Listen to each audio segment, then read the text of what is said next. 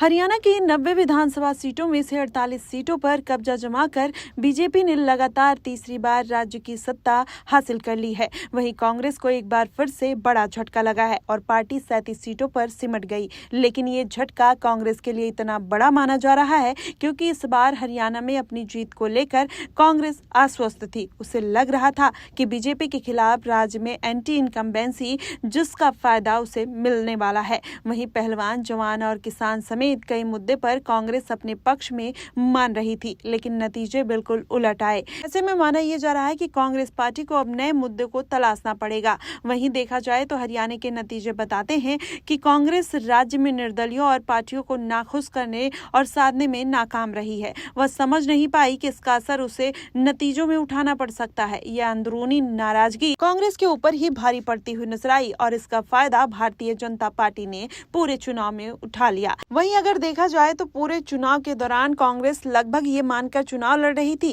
कि वो जीत हासिल कर चुकी है, इसलिए उसकी रणनीतियों में भी वो पैनापन नहीं दिखाई दिया। इसका ये ओवर कॉन्फिडेंस कहीं ना कहीं उनकी पार्टी के लिए हानिकारक साबित हो गया, जिसके चलते कांग्रेस को एक बार फिर राज्य की सत्ता से बाहर होना पड़ा। वहीं हरियाणा चुनाव में कांग्रेस में गठबंधन को लेकर भी खूब माथापच्ची देखने को मिली। जिस तरीके से अखिलेश यादव और केजरीवाल की नाराजगी कांग्रेस पार्टी से दिखाई दी, उससे ये माना जाने लगा कि एक तरफ समाजवादी पार्टी चाहती थी कि वो अहरीवाल बेल्ट से कांग्रेस के साथ मिलकर चुनाव लड़े, जबकि आम आदमी पार्टी शहरी सीटों पर चुनाव लड़ना चाहती थी। लेकिन कई दौर की मीटिंग के बाद गठबंधन पर सहमति नहीं बन सकी। इसका असर नतीजों पर देखने को मिल रहा है। कई सीटें ऐसी हैं जिन्हें देखकर समझ आता है कि अगर गठबंधन होता तो कांग्रेस की कुछ सीटें और भी बढ़ सकती थी। वहीं आपको बता दें, टिकट बंटवारे पर भी अब सवाल उठाए जा रहे हैं। हरियाणा में कांग्रेस ने जिस तरीके से टिकट बांटे उसको लेकर भी सवाल खड़े हो रहे हैं। कहा जा रहा है कि कांग्रेस ने टिकट बंटवारे को लेकर जो रणनीति बनाई थी उससे अंदरूनी तौर पर काफी विरोध था।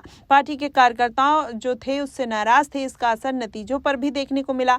वहीं अंदरूनी कलह भी कहीं ना कहीं कांग्रेस पर भारी पड़ गई। पूरे चुनाव के दौरान कांग्रेस की अंदरूनी कलह भी खुलकर सामने आई। बड़े नेताओं में मनमुटाव देखने को मिला, जिसके चलते कार्यकर्ताओं में भी नाराजगी देखने को मिली। वहीं अहंकार में भी कहीं ना कहीं कांग्रेस को भारी हार का सामना करना पड़ा। लोकसभा चुनाव के नतीजे के बाद कांग्रेस में कई स्तर पर अहंकार आ गया था। इसका असर भी नतीजों में देखने को मिला।